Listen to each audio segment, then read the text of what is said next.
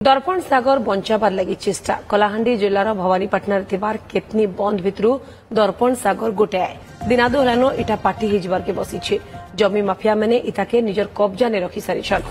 यादे बंधर पुनरुद्धार लगी लोक आगे आसुछन सहर लोक आर भिन्न भिन्न संगठन लोक बंधर उपरे माइट पाटले दर्पण सागर लगी श्रमदान करिछन सभे वर्षा दिने इनफ पाइन रहबा बोली करी सभे कहिछन श्रमदान थी महानदी बंचाओ आंदोलन आवाहक सुदर्शन दास जोगदे करी श्रमदान करिछन। बहुत दिन पर आम दर्पण सागर एमती सुखा पड़ी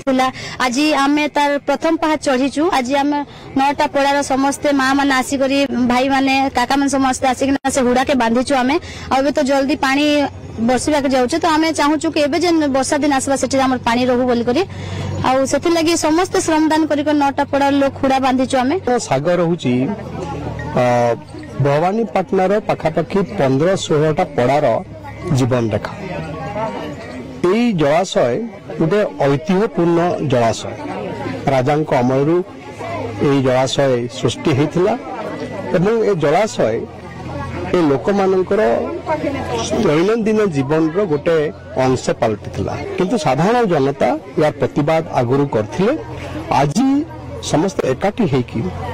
एठी श्रमदान माध्यम रे एही दर्पण सागर पुनरुद्धार पई से प्रयास करछन्ति।